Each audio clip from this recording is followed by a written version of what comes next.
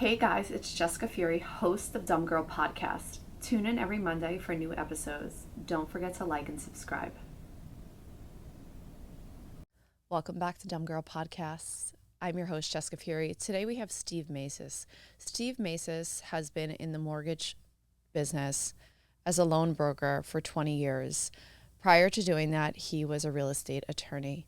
Steve Maizes, welcome to Dumb Girl Podcast. Thank you for having me. It's a privilege and an honor to be here. Yeah, thank you so much for being here. I have to tell you guys a story. So 2 days ago, I was talking to one of my friends and peers with the agency. And she says, "Oh, who do you have coming on the podcast?" And I said, "Oh, I have Steve Maizes." She's like, "Oh my God, he's the best." She's the best. She's like, "He has saved my ass in so many deals. He's helped me out in so many deals." And she said, "It's funny that he comes off in a way that he's quiet, but the moment that you have a conversation with him, you're like blown away because this guy knows so much of the business and he just knows how to navigate a deal when it comes to the finances. And he's just a ball of information." And she's like, "I can't believe you got him on the podcast." I was like, "Yeah, every time I talk to him, he's just like always open and willing to like sharing so much information about the market, where it's at right now." And with that, Steve Maizes, where are we at right now with the market today, as of today? What are the interest rates? Let's go from there. Sure, those are all, and thank you for that. I paid her a lot of money for that, for those kind words. So overall scheme, I'm going to focus more on California real estate, is I definitely think it's still a good time to purchase. If you look at the statistics for where home prices are year after year in terms of actual statistical evidence of appreciation, which is my keyword, it's been going up basically every year for the last 20 years. They're not building more homes here in West LA. And interest rates, which is what I focus on, so I'm a mortgage broker, are still historically low. When I bought my first house, it was 13%. And in today's marketplace, you can get a loan with good credit in the fives and possibly with 5% down even in the sixes. So general picture, it's a very healthy market. No one's losing their houses. There's not like a lot of foreclosures. It's still a great place to buy. And if you have a fantastic realtor like yourself from the agency, you're in great hands. And that, I would think, is an important factor for anybody who's listening, who's a potential buyer or a first-time home buyer. One of the most important decisions you can make is who are you going to use to help you with your biggest financial transaction ever?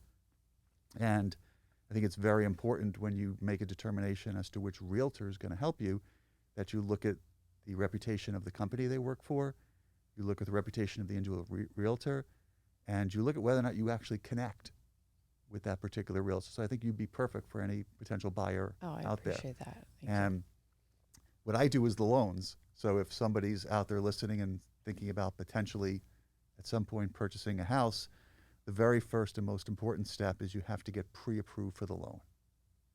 If you're working at a decent job and or your spouse is at a decent job, there are many programs we can use to get somebody approved, but the most important factor is you want to be approved before you start going out there shopping. You need to know as a potential buyer, one, if you do find a house or a condo, how much your payments would look like after you put down a certain amount of money. And secondly, whether or not a bank's going to actually give you the money. And does that have to be 20%? It does not. Great question. Many of the buyers we work with, we have low down, if your purchase price, this is actually kind of crazy. If your purchase price in Los Angeles County is under 1.1 million, you can put as little as 5% down. There are even what are called FHA programs where you can put 3.5% down. And a new program just came out effective on Wednesday called Cal FHA, where the government, if you fit certain criteria, is literally giving you a 20% down payment out of their pocket to use towards the purchase. What are those requirements? So there's a catch. You can't earn over a certain amount of money. And when you sell the property, you have to pay the 20% back plus their share of any appreciation in the house. But for many buyers, it's an absolute miracle that the hardest part about buying a house for most buyers probably in your community and who are watching is making money, raising the money for the down payment. And so there's this new special program, literally hot off the presses this week, where they will potentially pay 20% of the purchase price to you right to the seller as your down payment if you meet certain requirements. What are some of those like specifics? Because somebody hears that and then when they go to start to apply for it, they're like, well, I don't, it, maybe it's a marketing. Sometimes people think of it as like a marketing scheme just to get people in the market. And maybe they're not in the market and they're trying to see the change in the housing market. Even though yesterday, I'll have to send you the article, but I'm sure that you've already read it, is that homes in Los Angeles have decreased in the listing price by 18%. And we're at a 10% rate increase in people buying homes now. Yeah. So to your first question about this new special it's called, if anybody's listening, it's called Cal FHA, and it just came out this week. It's not a scam.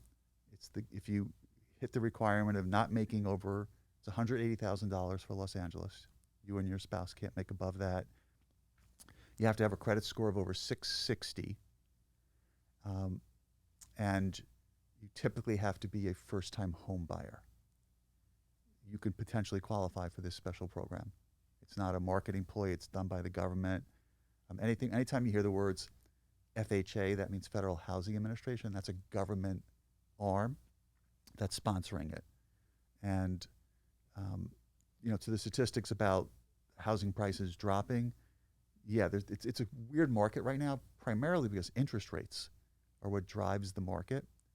If you're a young buyer and you're trying to figure out if you're going to buy a place, what you really care about is what's my payment. And so every time interest rates go up by a quarter, it changes your monthly payment by a lot. So you'll see that there are also a lot of people out there who own houses who are sitting on interest rates in the 2s and 3s, which is what they got a couple of years ago when the rates were super low. They don't want to sell because if they sell and they bought something, they'd have to buy some.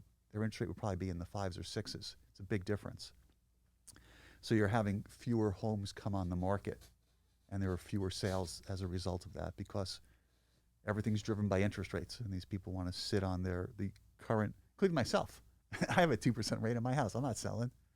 And so for a first-time home buyer, it's trickier because there just aren't as many houses to buy because they're not building more of them, and a lot of people who normally would sell due to a death or relocation or divorce are not selling because they're sitting on such a low interest rate. So it's creating a lack of inventory in the Los Angeles area. I mean, even at 5%, even at 5%, people, and I don't want to say like should be buying, like you should be buying, but even if somebody's looking at it like, hey, I want to buy today, and they decide to start taking the steps, and I want to talk specifically about the pre-approval for Sure. a moment, because when you're in escrow and the contingencies, and to have your contingencies lifted, and the contingencies during the escrow process are the loan, the inspection, and the appraisal contingency. Correct. Does it save any time during the period in escrow to lift the loan contingency a little bit sooner or faster if you already have those requirements taken care of prior to close of escrow? What are some of those specifics that people can do? And even during the time that they are in escrow, what are some of the things that the person who's taking care of the loan and can help? Yeah, so that's a great question. So the first and most important part is because it's so competitive to get your offer chosen, what you want is to be approved up front by someone like myself. I'm a mortgage broker, so that if you're making an offer for your client and there's 7 other offers out there, I want to be able, as your client's mortgage broker, to call up what's called the listing agent, which is the same term for seller's broker, and say to the seller's broker, hey, I know you got 7 offers, but Jessica and we've already gotten our client approved already. We're good to go. As long as we get an appraisal, it comes in a purchase price, we're almost like what's called a cash buyer. So it significantly increases someone's chances of getting their offer chosen in a competitive bidding thing if they've gone through the steps to work with me up front first. And those steps are relatively straightforward. And these are important for any of your listeners. Number one is credit score. So one fact that people don't know, and it's important, is that if you're applying for a loan with a significant other or a spouse, the bank uses the lower of your two credit scores. I'll repeat that. They use the lower of the two. Why? This is the banking guideline that you always use. If you have two applicants for a loan and one of them has, let's say, a 780 credit score and one of them has a 680, the bank will use the 680. And the reason that makes a difference is that the interest rate somebody can get with a 680 score is worse than the interest rate somebody can get with a 780 score. So I see spouses fighting all the time when we run credit. They're just like, hey, my score is great. Your score is not good. What if there's only one income? If there's only one income, we use that person's score. We use just that one person. Because a lot of times I've met a lot of couples, and not to interrupt you, but only because if somebody's like, well, you know, I make $1 million a year, Exactly. I make $500,000 a year, I'm the breadwinner in our home, and my wife or my spouse, whomever, takes care of the kids, or, you know, and or whatever. Maybe a person's in school and the other person that they're with has an established job or established career. So does the other person have to still submit the same requirements? No, it's a great question. If one of the spouses makes enough to qualify for the loan by themselves, we don't put the other spouse on the loan. So their credit score does not even become a factor. They're both on title. They both own the property. But when we apply for the loan, we just use male or female, whoever. If that person's income is strong enough, we don't use the other person's. But I've been doing this for a while, and I have a lot of situations where we need both incomes to qualify for the loan with two different spouses. And in that situation, if both spouses are required to be on the loan, they use the lower of the two credit scores. So the reason I bring this up is if your audience is listening, there are steps you can take today to make sure your credit score stays high. You can literally do it while you're listening to this podcast. Yeah, thanks. I think it's also like people in the real estate business and whomever else, maybe just Everyone. to be informed about it, because it's always like information that they can even use. Yeah, so the first and most important part is pay your bills on time. If you have any utility or any sort of monthly obligation, set it up on auto pay, because you don't want to miss one. If you have one late charge, it can screw up your credit. The second thing is to watch out for what are called medical collections. So, you know, if I go to the podiatrist and they charge me $100 and I think my insurance has covered it, but I get a bill for a copay for $10, you want to pay that $10.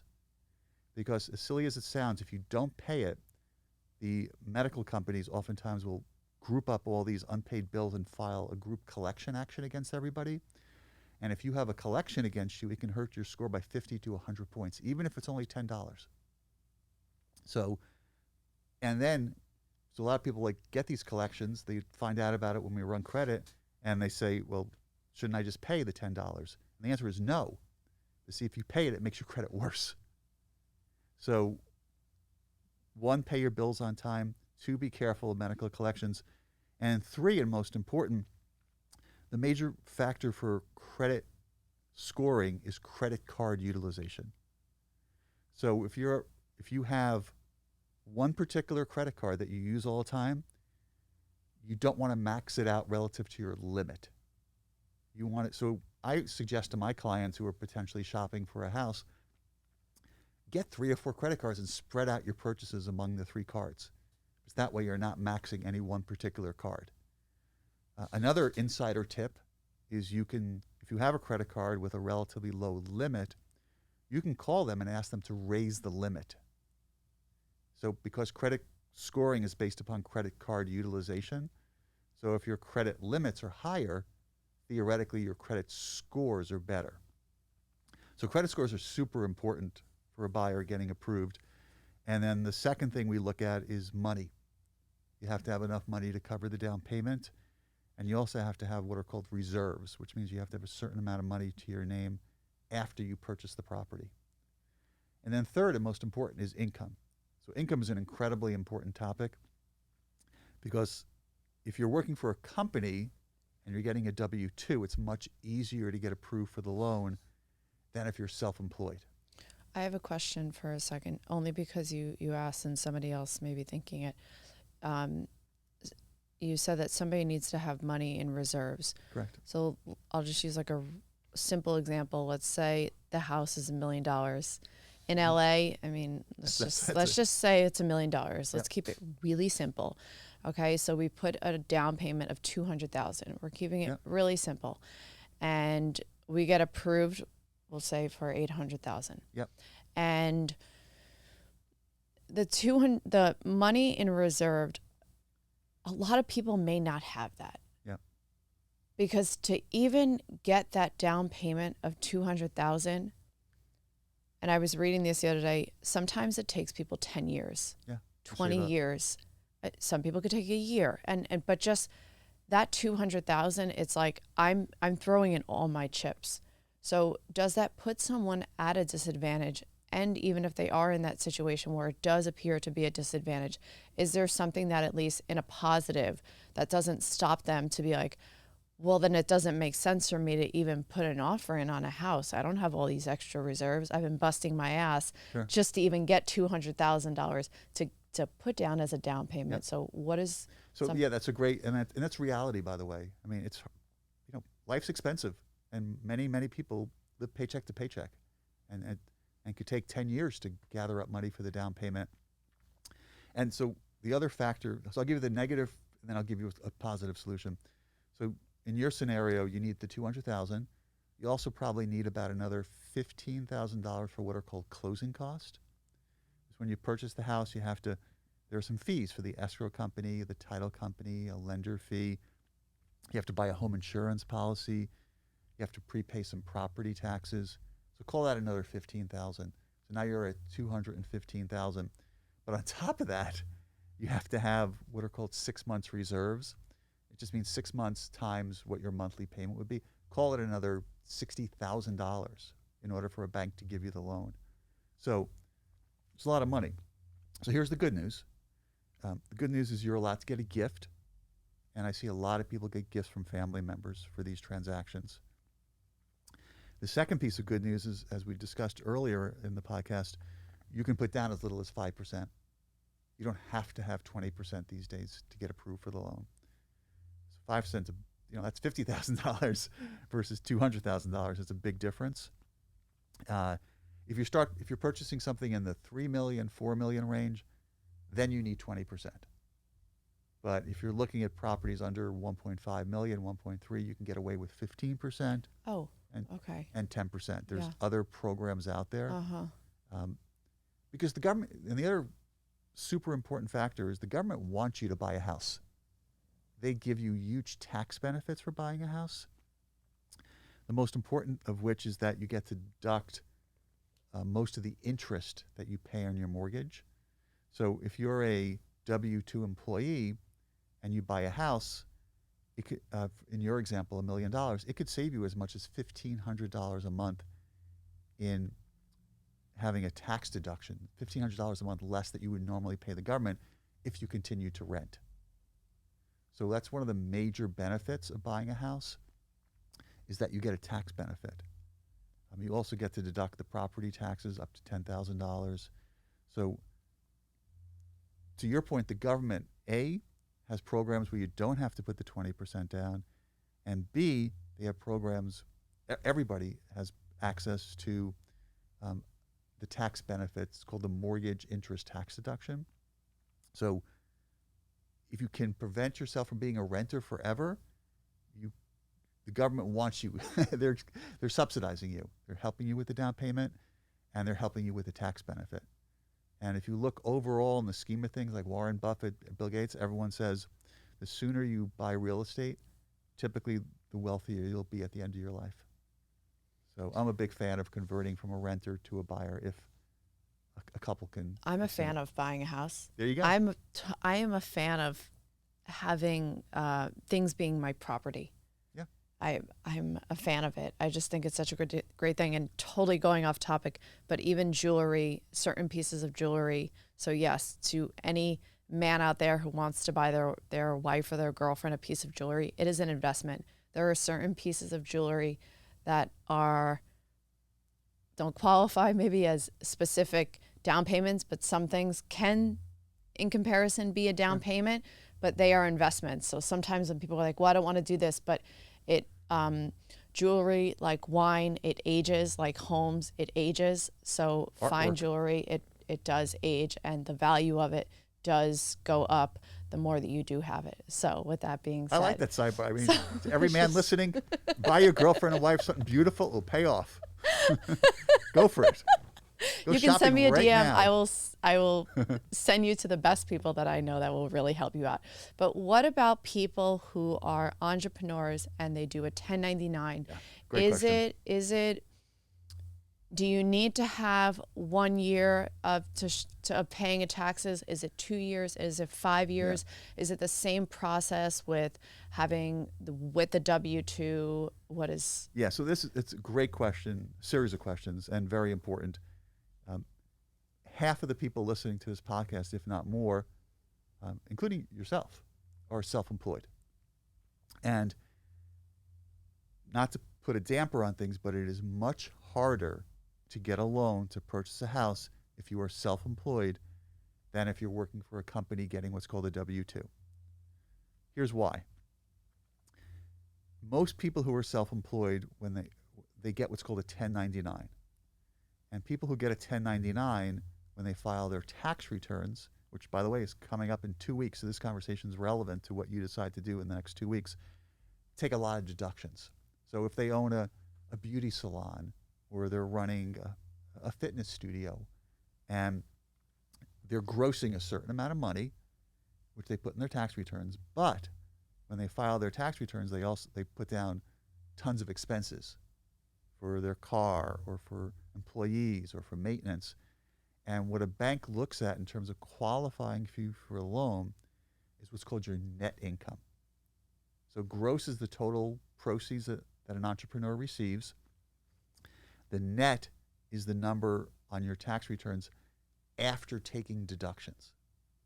So I can't tell you how many conversations I've had over the years of people saying, hey, but I made $100,000. Isn't that good? The problem is when you look at their tax returns, they made $100,000, yes, but their CPA took $80,000 of expenses. So their net number was $20,000. $20,000 is not enough to buy anything in Los Angeles. So if you're listening to this and you're self-employed and you're about to file your tax return, be aware that you want to be cautious about being overly aggressive on your tax deductions. Because, to your good question, they look not just at 1 year of tax returns typically, they look at 2 years. And they average them. So if you're self-employed, it's very important if you're thinking about buying a house to be cautious about the tax deductions that you take, because otherwise you can't normally you can't qualify for a loan. Now, I'm a good news, bad news, and I like the good news. So the good news is we have access at my company, Cross Country Mortgage, some additional programs for self-employed buyers. We have one in which we can look at your bank statements for the last 12 to 24 months and look at the deposits. Forget about what you file on your tax return. So if your deposits are really good, that's an avenue we can use to potentially get you a loan.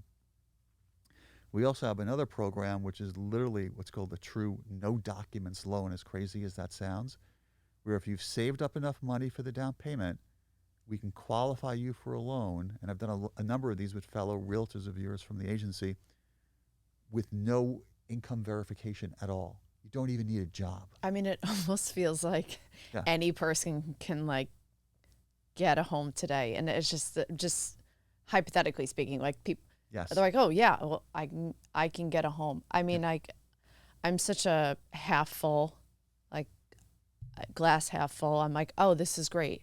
Like, oh, why would I not want to think about the steps that I need to take to buy a home? Like, why would I not think about those things? Like it's almost like instead of waiting for the problem to show up, take care of all the steps you need to do to avoid the problem to be so monumental. And maybe the problem is like oh, I want to buy a home, but I'm nowhere near 200,000.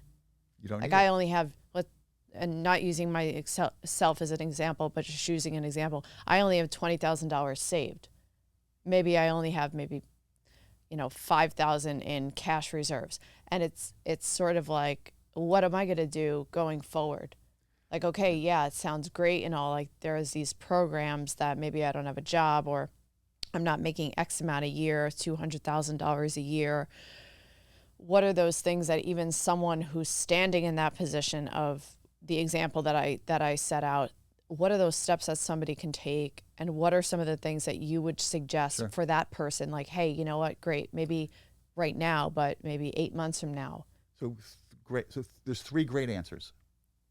Number one, if you're self-employed, I'm working with somebody from your office on this particular scenario today. They've been self-employed as an interior designer for years, but their tax returns weren't great. But their main client just offered them a salaried position at a good salary. And as soon as they get that job offer, you just have one paycheck at your salaried position. I can get you a loan if it's a good salary.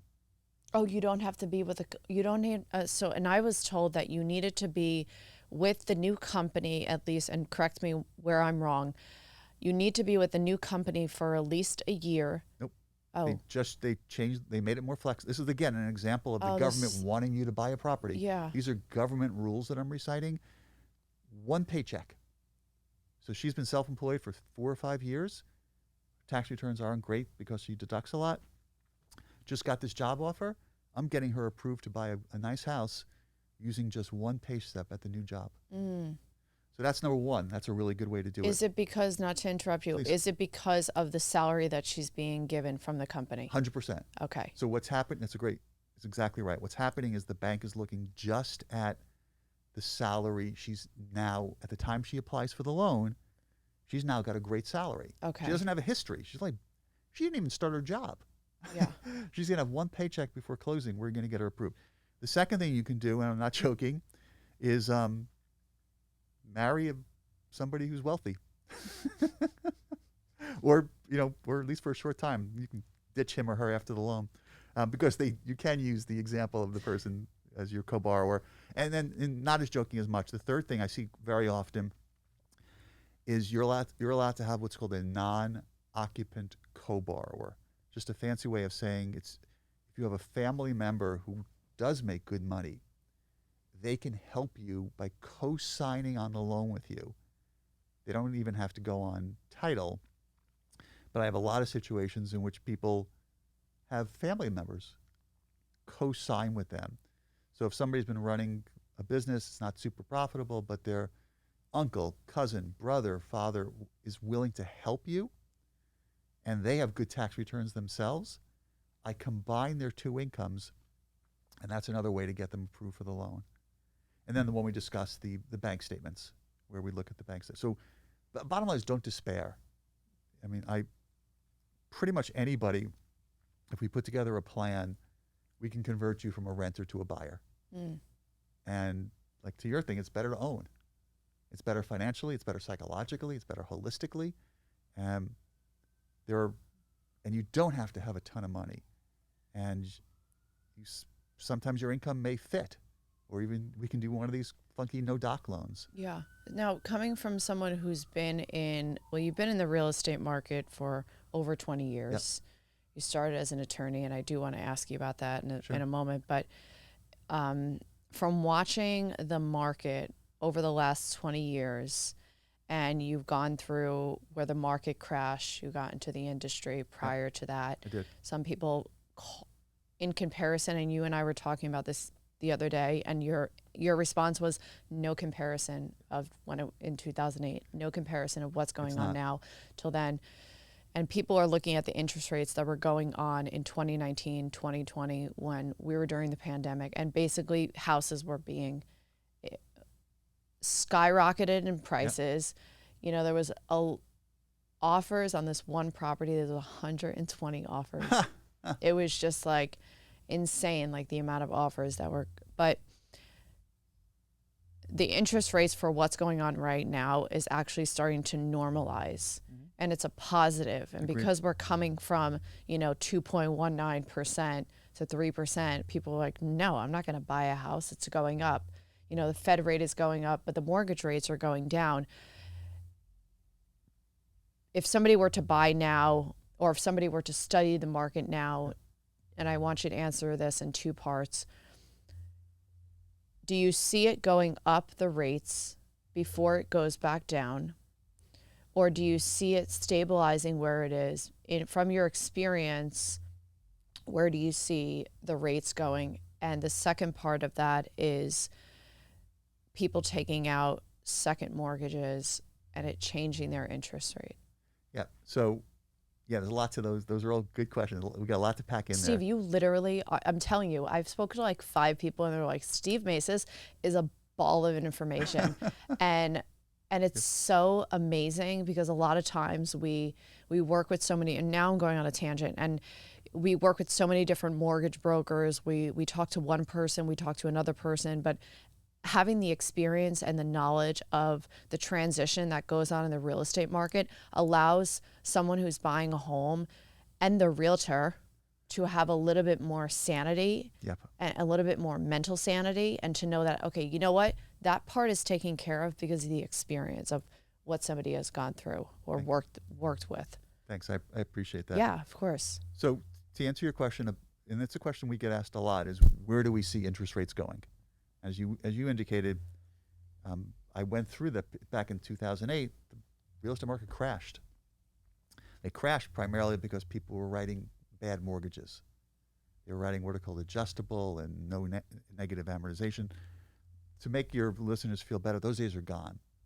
Mortgages are now carefully calibrated and reviewed by the government, so that, except for that no doc one, so that most of the people who are getting these loans are carefully vetted. They have good credit, they have good income, they have good assets. I do not see a crash again. In terms of the interest rates themselves, the 2 to 3% that we saw during COVID was a once in a lifetime anomaly. We will not, as I sit here today, maybe your grandkids, we will not see those rates again for 50 years, if then.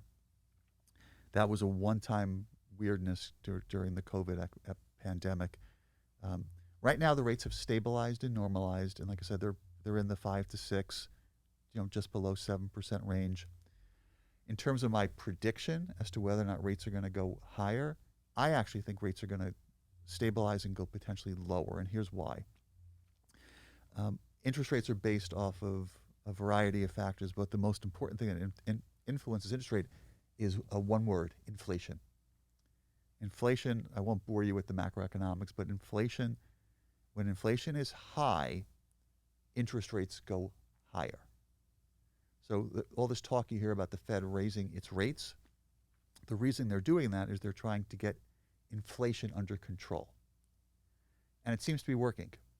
Literally just this morning, an inflation report came out that seemed that inflation is starting to calm down a little bit.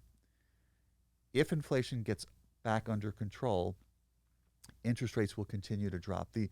Zillow just interviewed like 150 economists and said, where do you predict the rates will be in the next 12 months? And let's say it was currently 6.5. They predicted 5.5. It's a big drop. So the reason that matters also for your listeners is there's an expression called marry the house and you're dating the interest rate. Yeah. Which you've heard before, but it's true. Because what that means is you can buy a house now. Like we said, they're not, if you have a great realtor like Jessica helping you, you get a great deal. They're not building more of them. And let's say I get you an interest rate today. The good news is that if rates do drop, we typically can do a refinance for you for free. So you could end up with the best of both worlds. You could have this great house that's an appreciating asset. It's probably going to go up in value. And because you've refinanced, you now have access to a lower interest rate. So what happens is when rates start to drop, you got to be careful as a buyer, because what happens when rates drop? That means there's more buyers, which means there's more competition, which drives the price back up. So the ideal scenario, if you're a sophisticated potential buyer, is to buy now while the rates are still okay, because there's not as much competition for those properties because there's fewer buyers who are okay with paying their mortgage rates. You get the house at a decent price, place goes up in value, rates drop, you refinance, and now you're sitting on this golden goose. You have this And you great have to be house. at a 30-year fixed for something like that? You do not. Okay. Yeah, so most people who are going to adopt that strategy, most of my jumbo buyers do what's called a 7-year ARM, which if your viewers are not aware of, it's a loan where it's a 30-year loan, but the interest rate is fixed for only 7 years. The reason people take that is that the interest rate on that 7-year ARM is usually at least a quarter to a half point lower than a 30-year fixed. So if you buy the house, you get a 7-year ARM at a low rate, and it turns out you refinance within 5 to 7 years, then you've made a great move because you've paid a lot less interest during those years. You could always refinance into a 30-year fixed, but a lot of my sophisticated buyers do a 7-year ARM and then actually end up refinancing it. The statistics are funny. In California, the average mortgage changes over in California every 2.9 years. So most people, believe it or not, either sell or refinance within 3 years. Oh, wow. Yeah, it's a stunning statistic. How many times throughout their lifetime do they? Yeah, they can. Most people. Like I had people when the rates were dropping during the pandemic, they were serial refinancers, refinancing every 3 months. Does that do anything for the credit? Doesn't hurt it at all. Oh, huh. Like literally, like, oh, hi Joe, hi Julie, it's me again. Oh my God. Let's do it again. When the rates were, remember, to get to 2%, they were at 4 or 5. Yeah, so they were dropping every yeah. month. My phone was ringing off the hook. That's amazing. We did so many refinances. Your phone still is ringing It's off still the ringing, hook. but now it's for purchases. Back then, everybody on the planet was refinancing, like no exaggeration, every 3 or 4 months. Because it kept going down. No one knew when it was going to hit bottom. Yeah. So you have a lot of people out there, sitting on 2% interest rates. If you buy now, it's going to obviously be higher. But the point is, if rates do drop, you can always refinance. Yeah, which is why when I was listening to something the other day, and I don't remember, it was a real estate podcast, and I don't remember whose it was, but they were saying you're better off actually going to a loan broker before you visit your realtor. It's true.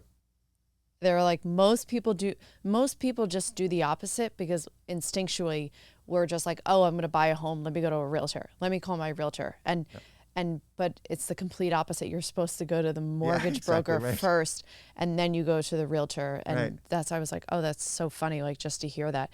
And just to backtrack, so Steve was a real estate attorney before going into the mortgage business. And I mean, I wouldn't call it an exact career change, but I know that you were telling me that it was just really stressful. Yeah. What was so stressful about it? So I went to law school. Basically, my father was a lawyer, and I saw that he had a good career going for it, and I graduated college and I got offers I got into Stanford, Harvard, and Yale Law School, so I had my choices. And I was like, okay, well, I can't really pass that up, even though I didn't even know what being a lawyer meant. And so I went to law school and had a lot of fun. I was a basketball player, so I just played basketball all the time and did my stuff. And then everybody afterwards ended up going to a big law firm, and I would look around at the people at the law firm who were making a lot of money, but they were miserable. They were working till 2 o'clock in the morning. They were pulling their hair out. It was very, very stressful. Being a lawyer is a stressful job because somebody hires you to fight for them. So you're always fighting. And then at the end of the deal, if you're done, you have to fight with your client over the fee.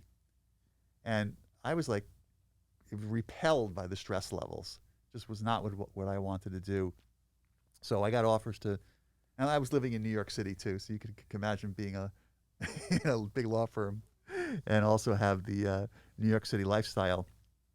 So anyway, I ended up switching. I got an offer to job to be in the mortgage business and haven't looked back since. And it's just been great for me because it's entrepreneurial. I can work and set my own hours, and I get to work with my relationship with the agency is huge for me because I get to work with great exuberant, extroverted, talented realtors like yourself. And you've seen them all on the TV shows on Buying Beverly Hills and Housewives of Beverly Hills and Million Dollar Listing. But these are real, genuinely nice, smart people who I've become friends with. Yeah, I agree with you. What is a mistake now coming from the mortgage side and the attorney side? What is a mistake that you see realtors make and they can really cover their ass by avoiding getting into that? And you can answer it. I would prefer you answering it from the attorney side, Sure. as opposed to the, because the loan side is mostly with yourself. But what is a mistake or mistakes that realtors come across that you're just like, just no? So the number one, and I work with a lot of realtors, the number one mistake they make is they're the ones who write the contract. And the contract tells you, like you said, when's my loan contingency, when's my appraisal contingency, when's my close of escrow date.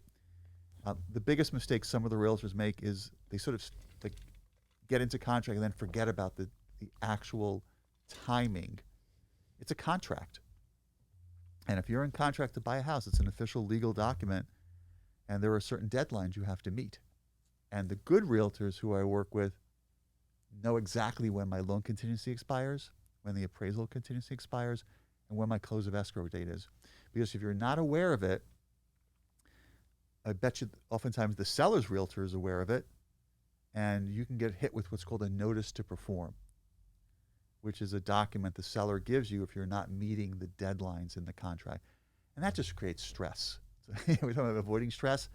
Notice to perform is something we do not want to get. So a good realtor like yourself will know exactly, they'll have in their phone reminders a few days in advance. So the good realtors call me and say, Steve, how do we look on the appraisal? How do we look on the loan contingency? How do we look on, if it's a condo, on condo approval? How do we look in terms of actual meeting our close of escrow date? And it becomes interactive. So 80%, my phone rings all day with texts, and a huge chunk of it is the realtors being advised on a moment-to-moment basis with me and my team, my great assistant, Nikki, what's happening with the transaction. And I usually, to prevent any sort of drama or legal action, I try to start at the beginning of every transaction a text trail with the seller's broker, my assistant Nikki, me, and you, the buyer's broker. So the four of us are completely a team at that point. It's not adversarial. And I am giving updates constantly so that the seller's broker doesn't feel like they're being blindsided. People only file a notice to perform if they think there's something wrong or they feel like they were left out. So it's just like in any relationship. It's all about communication. Yeah. Yeah, and I was thinking that same thing. I was like, oh, this is why Dumb Girl Podcast exists, because it's like more than just like the real estate, but the relationship factor is so important because, I mean, it's almost like, oh, I'll take care of everything myself. But it's like, no, you actually need everyone like working together in uniform, like everybody working together. And a couple weeks ago, you came up to me and you were like, Jessica, I listen to your morning routine and I do all these things and I do all these things. And it's funny because I'm always like, take time to yourself every single day, because that is the most, that's the most important relationship for yourself. And everybody you work with, from your spouse to your team members to every single person on that closing that transaction, are because you took that time to yourself. And it is so important because, one, you manage your own stress. You show up in a positive way that you want to get the deal done. You don't want to deal with the miscellaneous bullshit. You just want to work together with it. Yep. And I love that. Like, I'm almost like, take time to yourself. You need to step away. Cool. Call me when you're done. Take as much time that you need. But I find it to be so valuable and so important. I do ask 3 questions to all my guests before we finish. One of them is, what is a non-negotiable in your morning routine? Okay. You want me to answer that? Yes. Yeah. Well, actually, partly from yours is, and Dr. Huberman, who has a great podcast like yours, talks about the same thing. Wake up and don't look at your phone. Mm-hmm. Go outside and get some sunshine. Yeah. And for me, I have sitting outside at my house, I have one of those Airdyne bikes, and I wake up and I do my 5 minutes, fast, slow, while looking out over this beautiful Westwood, Brentwood in fresh air. That's non-negotiable to me. I have to wake up and get some fresh air, some exercise, drink a lot of water, and then to your thing, do some journaling. Yeah, that's cool. Like why am I so lucky to be sitting out here in the middle of gorgeous Brentwood on an exercise bike where I can interact with great people and make money today? Yeah, for sure. I love Andrew Huberman. I like to do the sunlight thing. I turn my phone on do not disturb. And one of the reasons why a lot of times I feel like we're hearing more and more like don't touch your phone when you wake up in the morning is because we become reactive to the outside world, and we allow the outside world to dominate, dictate, and control our actions and how we feel about ourselves internally. So we almost throw ourselves into other things like stresses, and we allow others to control whatever it is that's going on. Yep. And a lot of times you start to spin out. Yep. You become aggressive, resentful, angry, and it's like, that's why when you take that time to yourself, whether it be 15 minutes, 30 minutes, an hour, I mean, personally, an hour is the medicine. And that's like, because you just need that for yourself. Yep. It's just mental health. But I appreciate you sharing that because I love it. Can you leave the listeners with one suggestion or piece of advice that they can apply to their daily routine, their business, and or their relationship? Yeah, number one thing I would say if you're going to be successful in life, and I define that as relationships, obviously people want to make money, take care of yourself, because when you wake up in the morning, you're going to spend your entire day interacting with lots and lots of people, and they can feel and sense your positive energy. And if you're not eating properly, hydrating properly, and relating, that's the word I like, relating properly with the people around you, your loved ones, the people you interact with in your work life are going to feel it. So, it's like the old thing where they tell you if there's an accident in a plane to put the mask on first. Take care of yourself first. Yeah. Get yourself physically and mentally fit and have a positive attitude, and the joyous, wonderful things flow from that. Yeah, I agree with you. What are 3 qualities peers of yours would say about you? Enthusiastic, quirky, and hyper intelligent. You are hyper intelligent. That's what they say. Yeah. If you know Steve Maizes and you see him, you can walk right up to him, ask him a question, and he will be like, focus. He'll give you a response. Appreciate You're that. very, very good with that. Steve Maizes, thank you for being here. Can you plug yourself? Where can people find you? Oh, sure. So Steve Maizes, you can Google me. I work for Cross Country Mortgage. Phone number 310-467-4044. I love all new clients, all realtors, all business relationships. And, but just like you're good at what you do, I'm considered the top-rated mortgage broker in Los Angeles. I think I'm good at what I do. So if you're ever thinking about buying a house, Steve Maizes, Maizes, I'm happy to help you. He's being humble. He has been recruited all over the country from one side of the coast to the other side of the coast. You're being incredibly humble, and I appreciate you being here. Thanks, guys, for listening. You can follow me at Jessica J. Fury. You can follow my real estate page at Jessica Fury Real Estate, and follow and support the podcast. We are now on YouTube, so rate, like, and subscribe at Dumb Girl Podcast. Thank you so much for being here.